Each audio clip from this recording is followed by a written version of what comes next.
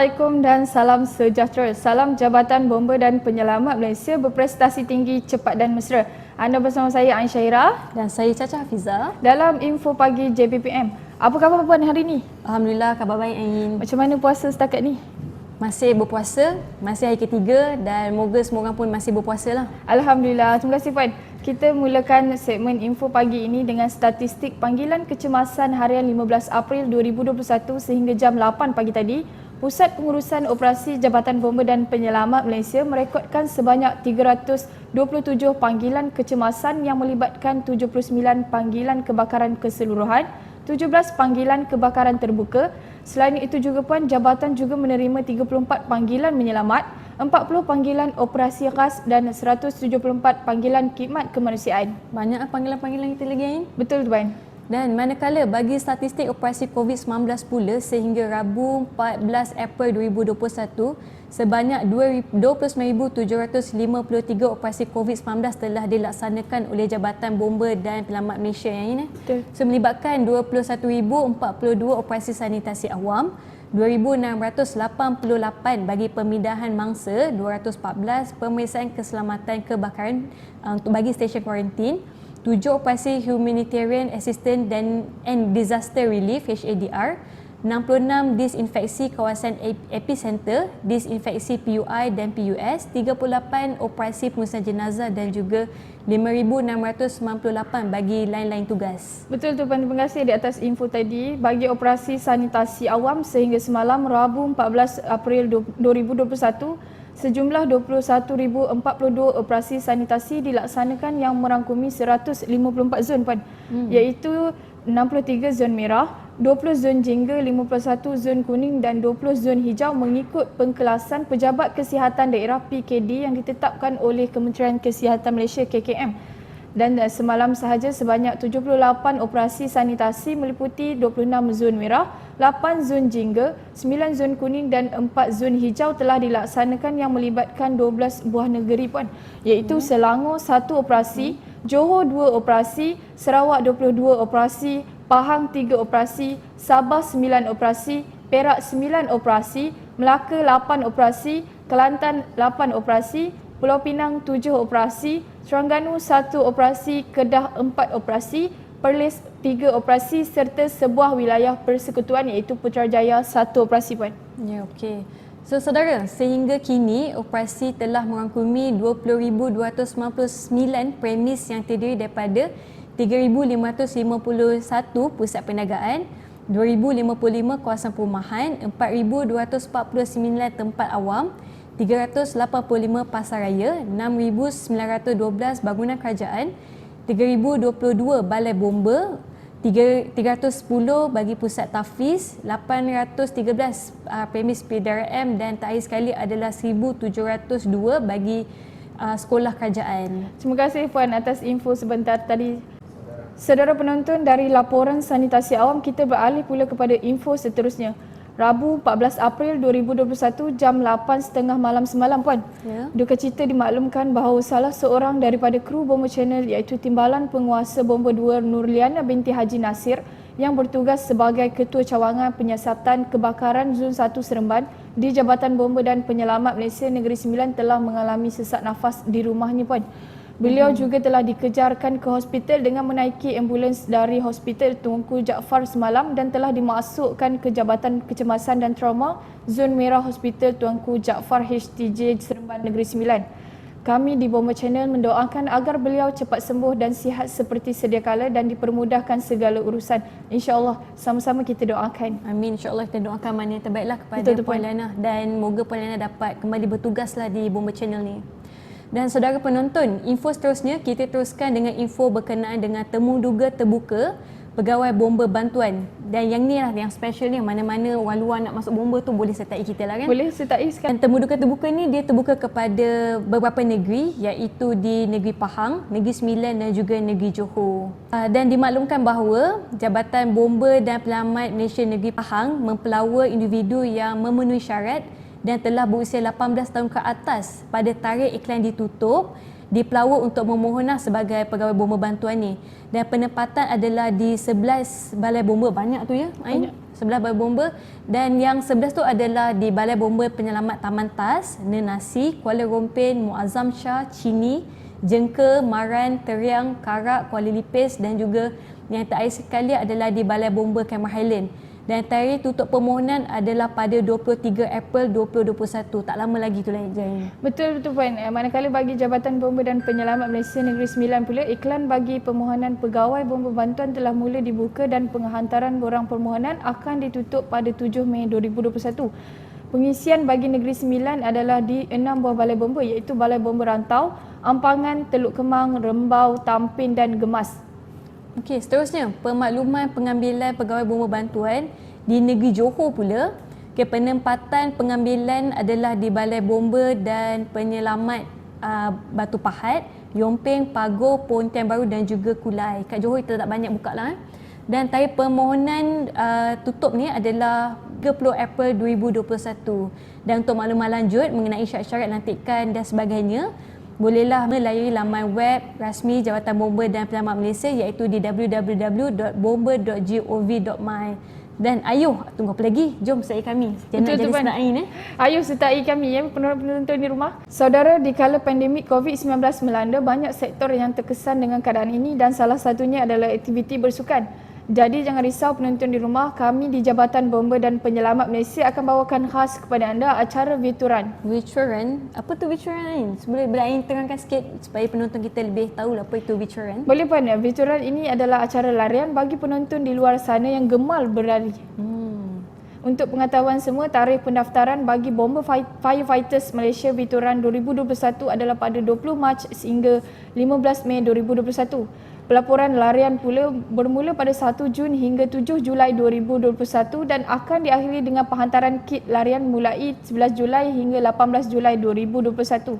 Untuk maklumat lanjut, boleh layari laman web yang tertera di bawah. Menarik Aina. Betul Puan. Ya, saudara penonton, Bomba Channel mengambil kesempatan ini untuk mengucapkan selamat menyambut bulan Ramadan. Segmen info edisi Khamis 15 April 2021 berakhir di sini. Kita jumpa lagi nanti untuk lebih banyak info terkini Jabatan Bomba dan Penyelamat Malaysia.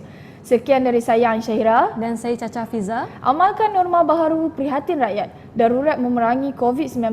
Bomba Channel, info keselamatan anda. Assalamualaikum.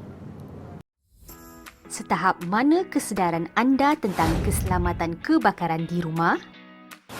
Pastikan setiap keluarga mempunyai plan kecemasan dan memastikan mempunyai 2 laluan kecemasan dari setiap bilik dan semua penghuni tahu serta telah berlatih menggunakannya. Jangan lupa menetapkan satu lokasi yang selamat untuk berkumpul selepas melepaskan diri dari rumah. Anda disyorkan supaya memasang alat pengesan asap di setiap tingkat seperti siling di dalam kurungan tangga, bilik tidur dan ruang tamu.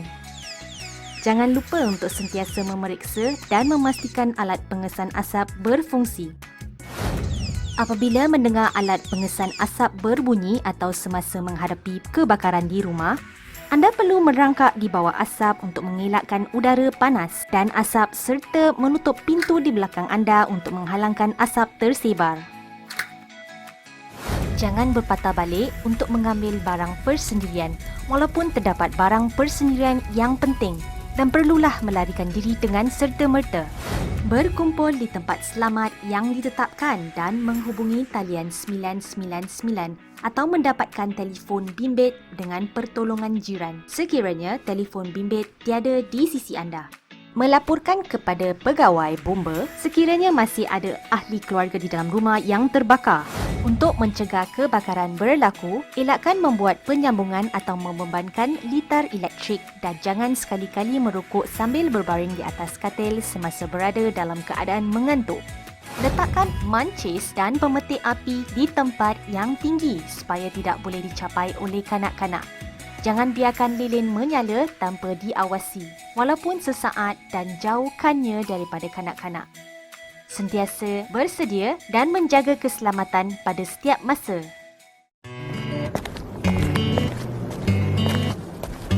Assalamualaikum warahmatullahi wabarakatuh. Salam sejahtera, salam Jabatan Bomba dan Penyelamat Malaysia berprestasi tinggi, cepat dan mesra. Tuan-tuan, pada hari ini saya akan berkongsi kepada tuan-tuan sedikit sebanyak tentang penjagaan firefighting suit dan juga firefighting helmet yang telah dibekalkan oleh jabatan. Saya bermula dengan firefighting suit di mana jabatan telah bekalkan yang berwarna merah untuk grade KB19 hingga ke grade KB28. Yang berwarna biru ini, biru tua ini, dibekalkan kepada grade KB29 hingga ke JUSA A. Dan bagaimana tuan-tuan nak menjaga firefighting suit ini? Kebiasaannya tuan-tuan, biasanya kita akan cuci dengan kadar biasa. Sebenarnya di dalam packaging, di dalam bungkusan beg yang telah diserahkan kepada tuan-tuan, di dalam tu ada manual bagaimana penjagaan, apa material dia, semua ada terletak di dalam manual tersebut. Pertama sekali, apabila tuan-tuan setelah pakai, bila tuan-tuan dah pakai baju api ni, tuan-tuan akan rasa mungkin kotor dan tuan-tuan hendak bersihkan. Dan penting tuan-tuan mesti juga bersihkan. Takutkan tuan-tuan mungkin pakaian tuan-tuan telah tercemar ataupun terkena dengan bahan kimia yang berbahaya. Jadi tuan-tuan mungkin tidak pada tuan-tuan, mungkin kulit tuan-tuan mungkin sensitif sedikit dan tuan-tuan kenalah bersihkan, takut terkena pada keluarga dan rakan-rakan yang lain yang ada berdekatan dengan tuan-tuan. Jadi bermula dengan pencucian. Tuan-tuan, pada mulanya tuan-tuan kena, apabila tuan-tuan nak mencuci, tuan-tuan kena pilih mesin basuh yang tuan-tuan nak gunakan. Tuan-tuan bukan tak boleh guna mesin basuh, tuan-tuan boleh guna mesin basuh. Dan sebaiknya adalah cucian tangan lah. Mesin basuh yang tuan-tuan gunakan mestilah jenis yang horizontal, yang pintunya di hadapan dan bukan yang pintunya di atas, yang seperti mana di rumah, kebiasaannya berada di rumah tuan-tuan. Untuk mendapatkan pencucian yang sempurna, tuan-tuan kenalah gunakan mesin basuh yang berbentuk horizontal. Yang keduanya adalah bahan pencuci yang tuan-tuan hendak gunakan. Apabila tuan-tuan hendak mencuci pakaian ini, ada bahan pencuci yang tuan-tuan perlu gunakan. Tuan-tuan tak boleh gunakan bahan pencuci jenis serbuk. Tuan-tuan kena gunakan pencuci jenis cecair dan cucian biasa. Bahan pencuci yang biasa. Dan tak boleh juga guna yang bahan peluntur yang ada klorin. Itu yang tak boleh tuan-tuan gunakan. Jadi kalau boleh tuan-tuan elakkan teruslah penggunaan bahan peluntur. Tuan-tuan cuci, setelah tuan-tuan bersihkan dengan bahan pencuci berbentuk liquid tadi, berbentuk cecair tadi, tuan-tuan hendaklah keringkan. Tuan-tuan tak boleh jemur terus, sidai terus dekat tengah panas, tak boleh. Dia tak boleh kena direct sinaran secara terus daripada matahari ni, tak boleh. Jadi tuan-tuan kena keringkan di dalam bilik ataupun permukaan yang berbumbung, supaya tuan-tuan baju ini tidaklah rosak. Jadi tuan-tuan keringkan tu mestilah digantung, kering dengan cara digantung. Tuan-tuan tak boleh nak keringkan dia dengan cara meletakkan dia di atas di atas kursi ke. Yang sebaiknya adalah tuan-tuan keringkan dengan menggantungkan. Tuan-tuan, dengan cara itu tuan-tuan akan dapat pengeringan yang baik. Tuan-tuan tak boleh juga memerah pakaian tersebut. Memerah pakaian ini, tuan-tuan tak boleh perah dia, itu salah. Tuan-tuan juga tak boleh keringkan dia di dalam dryer. Mesin pengering. Itu akan menjejaskan struktur kain tersebut. Untuk makluman tuan-tuan juga, pembersihan tadi tidak boleh melebihi 60 darjah Celsius. Untuk mencuci baju ini, gunakan air panas tu tak boleh lebih daripada 60 darjah Celsius. Tuan-tuan tak boleh guna tuan-tuan panaskan air, masak air 100 darjah Celsius tu tuan-tuan terus curah, tak boleh tuan-tuan. Jika ada spot-spot, jika ada permukaan-permukaan yang tuan-tuan hendak cuci yang bukannya pada keseluruhan pakaian, tuan-tuan boleh cuci menggunakan tangan dan fokus kepada spot tersebut. Tuan-tuan, tetapi tuan-tuan adalah, kalau boleh tuan-tuan elakkan untuk memberus di kawasan itu. Jadi tuan-tuan cuci dengan menggunakan cecair tadi, cecair yang biasa tadi, dan bersihkan terus. Itu macam mana cara penjagaan baju api kita ni. Kalau tuan-tuan, kalau ada termis, kalau ada terlupa sikit, tuan-tuan cek balik manual. Manual ada disediakan. Manual di dalam beg tuan-tuan tu yang bersangkut dengan baju tu jangan buang. Kalau tuan-tuan lupa, takut tuan-tuan lupa nanti, tuan-tuan boleh cek balik dekat memo tu.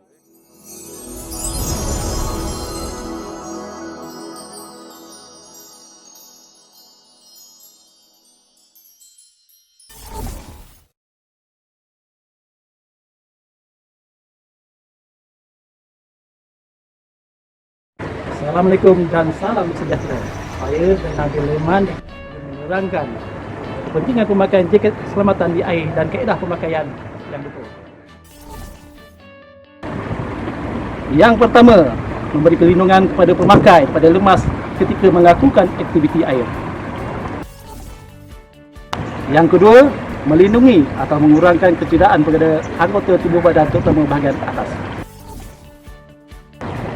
Yang ketiga, memberi keyakinan kepada pemakai ketika melakukan aktiviti di air. Yang terakhir, mampu mengapungkan tubuh badan sekiranya berlaku kecemasan.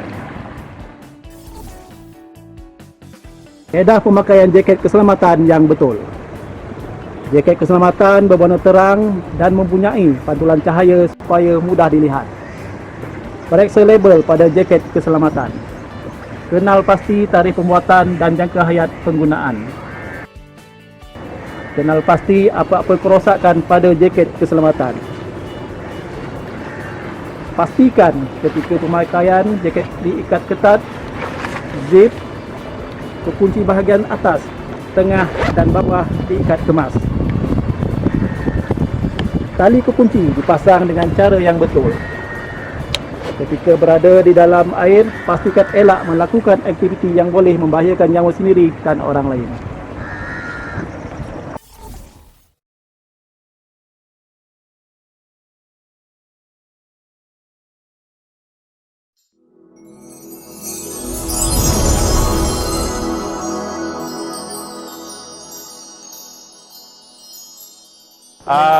Kita pergi pula kepada helmet.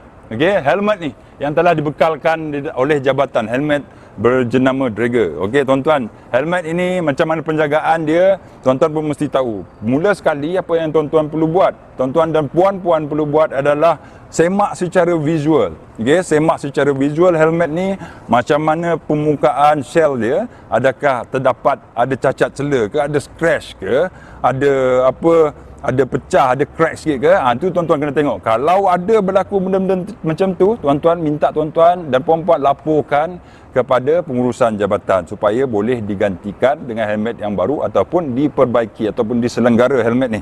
Okey tuan-tuan, helmet yang baru dibekalkan ini berserta dengan torchlight. Okey, torchlight ini okey yang berjenama sama juga. Okey, cara-cara untuk tuan-tuan menjaga helmet ni, tuan-tuan tengok tadi shell dia, lepas tu tengok permukaan dalam dia, inner strap dia. Inner di dalam ini, okey, sama ada terputus ke, ada terpatah ke. Kalau rosak, tuan-tuan kena hantar untuk penggantian ataupun untuk repair. Okey tuan-tuan Jadi penggunaan helmet ni sangat penting apabila tuan-tuan hadir operasi. Untuk makluman tuan-tuan, kita punya screen ini, kita punya visor ini adalah anti-fog. Okey. Jadi tuan-tuan tak boleh cuci dia dengan cecair jenis pelarut. Okey, cecair jenis pelarut ini boleh merosakkan permukaan helmet ini. Jangan guna sabun macam biasa tuan-tuan cuci, guna sabun serbuk tu tadi. Okey, cuci tak boleh. Okey, sama juga tuan-tuan kena gunakan, kalau boleh tuan-tuan gunakan untuk visor ni saja tuan-tuan gunakan air biasa saja ataupun ada dibekalkan. Okey, ada dibekalkan. Okey, anti fog ini di dalam helmet ni. Okey. Ini tuan-tuan boleh cuci untuk tuan-tuan mencuci permukaan visor ni ataupun untuk menghilangkan supaya tak ada fog apabila apabila tuan-tuan menggunakannya. Okey. Jadi tuan-tuan, helmet ini kalau tuan-tuan cuci bersihkan elok-elok, okey, dan cek keadaan struktur dia, okey. Dan cucian tersebut mestilah tidak sama juga dengan tuan-tuan apabila tuan-tuan mengeringkan helmet ini, tuan-tuan tak boleh keringkan dia di dalam dryer ke, memang tak boleh lah. Suhu yang boleh untuk kita keringkan ini disarankan tidaklah melebihi 30 darjah Celsius. Okey, dikeringkan di dalam suhu bilik. Okey, dan bilik tu kalau boleh berangin dia, cepat sikitlah kering kan. Okey tuan-tuan, saya rasa itu saja perkongsian saya pada hari ini. Okey, kembali kita untuk perkongsian yang akan datang insya-Allah. Assalamualaikum warahmatullahi wabarakatuh. Salam sejahtera, salam Jabatan Bomba dan Penyelamat Malaysia, berprestasi tinggi, cepat dan mesra.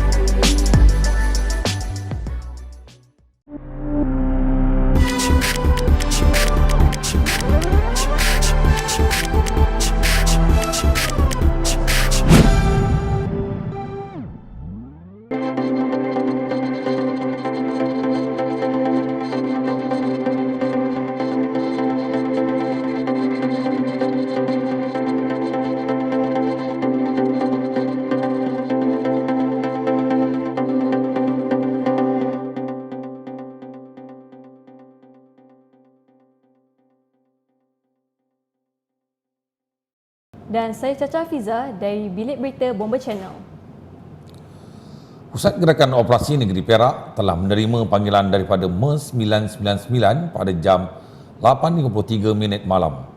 Kebakaran yang melibatkan sebuah kedai perabot kelas B di alamat Kedai Perabot Tek Ho, Simpang 4. Operasi diketuai oleh Pegawai Bomba Kanan 2 Syahrir bin Saharudin yang dibantu anggota dari 3 balai bomba iaitu Balai Bomba dan Penyelamat Bagan Serai, Balai Bomba dan Penyelamat Kamunting dan Balai Bomba dan Penyelamat Taiping dengan kekuatan seramai 23 anggota.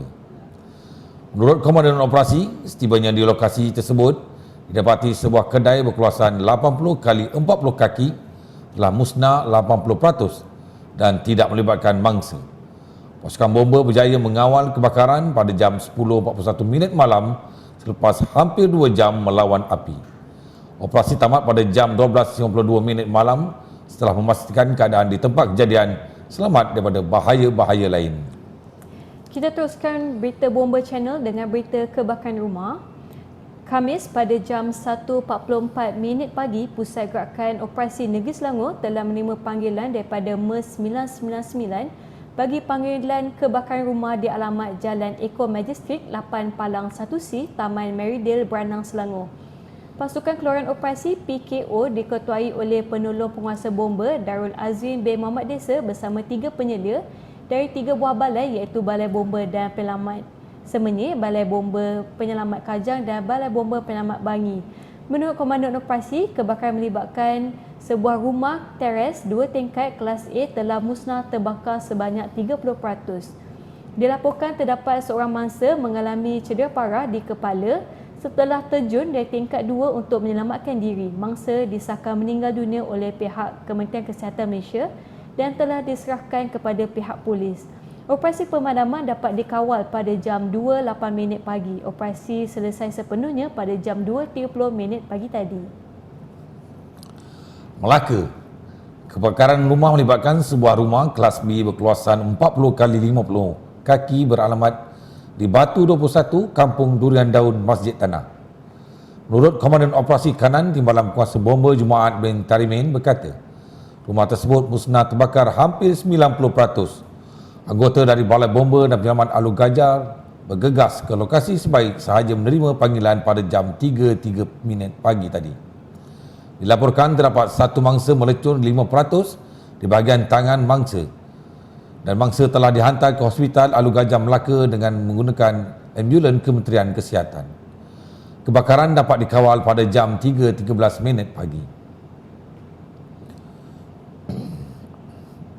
Seterusnya, Pusat Gerakan Operasi Kuala Lumpur telah menerima panggilan kecemasan dari MERS 999 pada jam 10.27 pagi. Kebakaran rumah yang melibatkan bilik di alamat OUG Parkland Kondominium, Taman Perindustrian OUG, Bukit Jalil, Kuala Lumpur.